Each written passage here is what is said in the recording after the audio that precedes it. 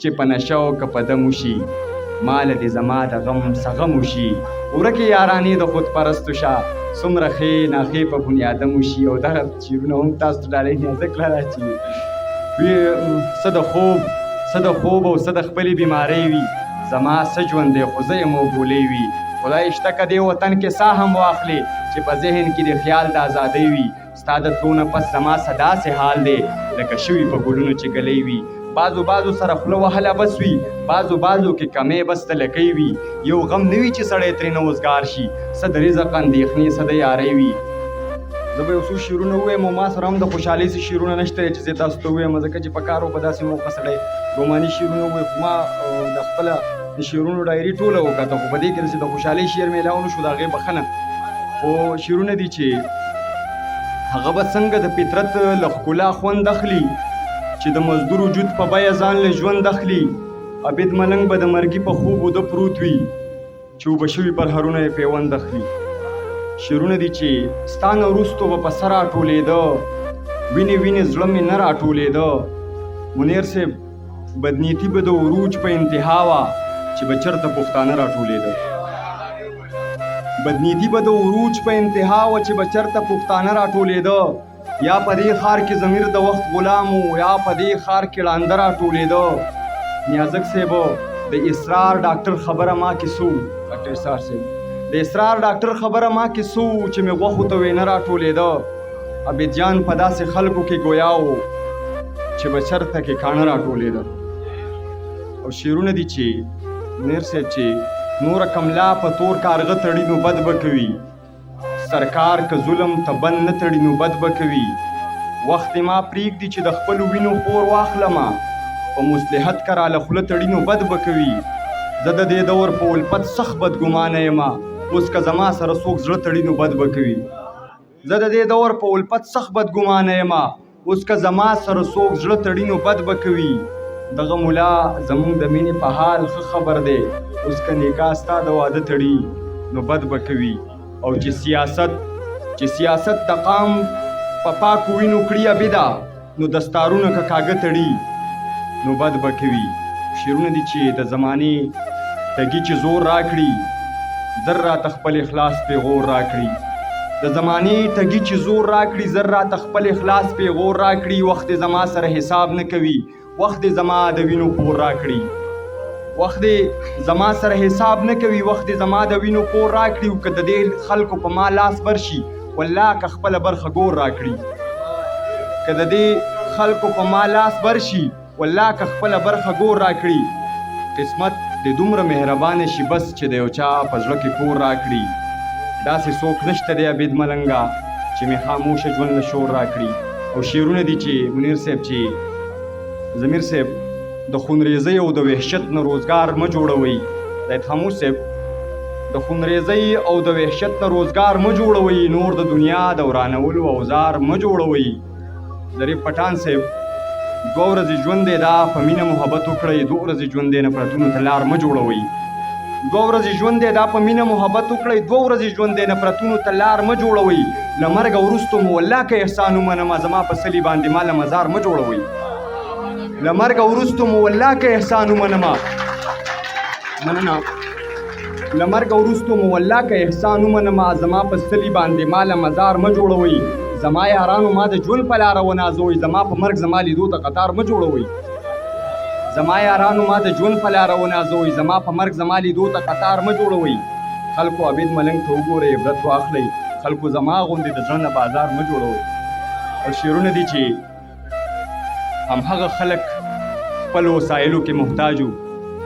همهغه خلک خپل وسایلو کې محتاج وو د چا چې به وطن کې زمرود پیدا کېده رقیبه ته به ما ته په یوه خبره ګران وې زما او ستا په خیال کې توارد پیدا کېده قدرت په دې ښار کې یو خلیل پیدا کوو چې دې ښار کې به کله یو نمرود پیدا کېده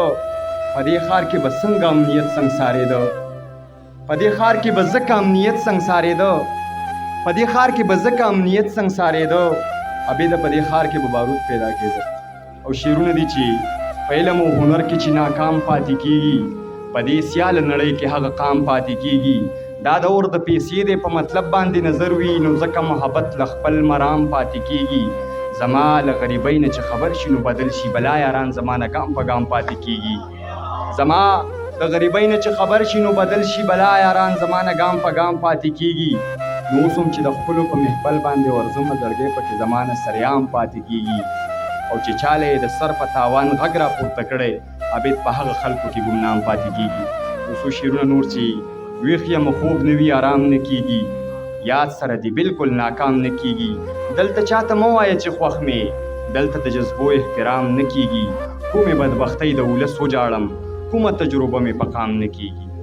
کومې بدبختۍ د ولس وجاړم کومه تجربه مې په کام نه کېږي سیده یم صفا صفا غږېږمه ما نه د هندوانو رام رام نه کېږي اوس حالات خراب دي ښه وختي راځم اوس رانه شوخي په ماښام نه کېږي ستا له وجې ستا د لیوني عبید څنګه به کیسې د بدنام نه کېږي او شعرونه دي چې دا زړه مې تر مرۍ پورې راډک دی زندګۍ مړ کېږمه په ځان باندې مې شک دی زندګۍ حساس یم د ژوند په خوږو هړو پوهه نه شوم دا زړه مې د شیشې غوندې نازک دی زندګۍ وحشت مې پرمختیا له په مرۍ ګوتې ښودي حالاتو مې په سر ایښی ټوپک دی زندګۍ پښتون خو په تاریخ کې داسې نه و دا چې دی دا ولې د خپل ځانه بې درک دی زندګۍ عبید ملنګه منمه چې خدای روزي رسان دی بیا ولې د معاش تمه سټک دی زندګۍ دوه درې شعرونه بس اخري بخښنه غواړم وخت مې واغسته چې